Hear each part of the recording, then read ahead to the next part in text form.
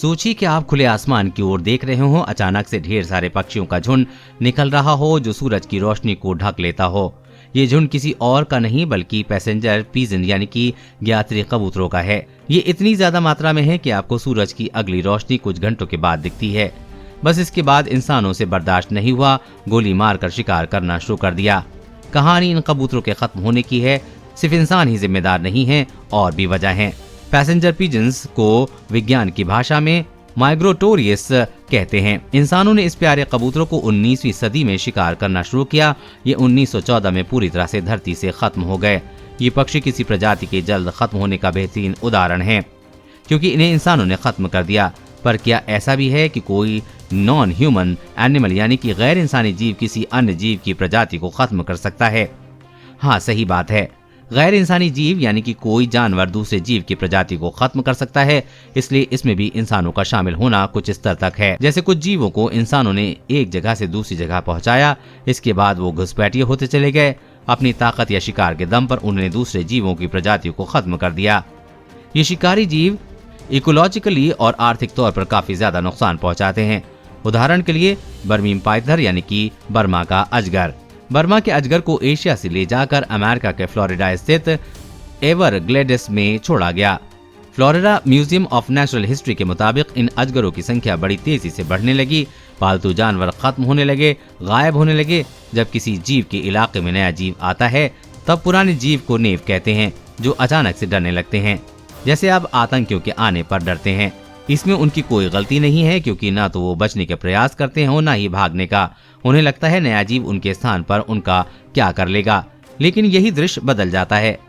England स्थित university college London में invention biology के प्रोफेसर टिम ब्लैकबर्न कहते हैं कि जब भी कोई बाहरी प्रजाति का जीव किसी अन्य इकोलॉजी में जाता है तब वहां पहले से मौजूद जीव शिकार बनने लगते हैं, क्योंकि नया जीव आमतौर पर शिकार ही होता है।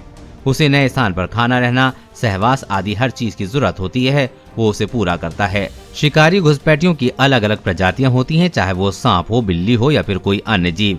ये नए इकोलॉजी में मौजूद पुरानी जीवों को खाना शुरू कर देते हैं।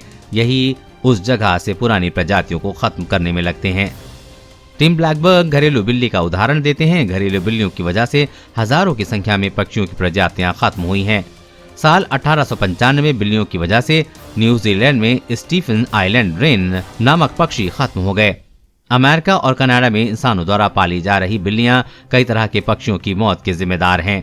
साधारण भाषा में कहें तो अमेरिकी पक्षी बंदूकों के बजाय बिल्लियों की शिकार होते हैं। बात यहीं खत्म नहीं होती। बिल्लियों को खाने वाले सांपों की प्रजातियों का भी इंसान इधर से उधर ले गए हैं।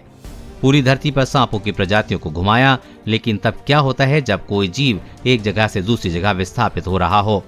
टिम ब्लैकबर्न कहते हैं कि जानवर की ये प्राकृतिक आदत होती है कि वो आसपास के इलाकों में विस्थापित होते हैं। अपने व्यवहार के अनुसार ही वो नई जगह पर काम करते हैं। 10,000 साल से 1 करोड़ साल पहले the great American biotic interchange हुआ था, यानी कि धरती के नीचे टेक्टोनिक प्लेटों ने उत्तरी अमेरिका और दक्षिणी अमेरिका को जोड़ दिया था।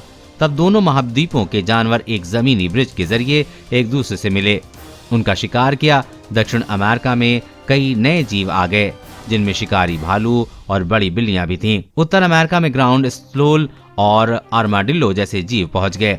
लेकिन दक्षिण अमेरिका में ज्यादा जीवों में उत्तरी अमेरिका से आए। इसके पीछे वजह ये थी कि दक्षिण अमेरिका में भारी मात्रा में स्तनधारी जीवों का खात्मा हो रहा था। इन महाद्वीपों में जीवों के आने जाने और टकराव की वजह से कई प्रजातियां खत्म हो गईं। स्विट्जरलैंड स्थित यूनिवर्सिटी ऑफ प्रीबोक के पैलियोबायोलॉजिस्ट जुआन कैरोलो ने कहा है कि दक्षिण अमेरिका के पुराने जीव उत्तरी अमेरिका से आए शिकारी जीवों का शिकार बन गए। हालांकि ये भी एक थ्योरी है, लेकिन ये संभव है। ग्राउंड स्टोल और ग्लिप्टोडोनट्स आकार में इतने बड़े थे उस समय कि वो शिकार से खुद को बचा सकते थे, और ये एक वजह हो सकती है कि वो उत्तर की तरफ गए।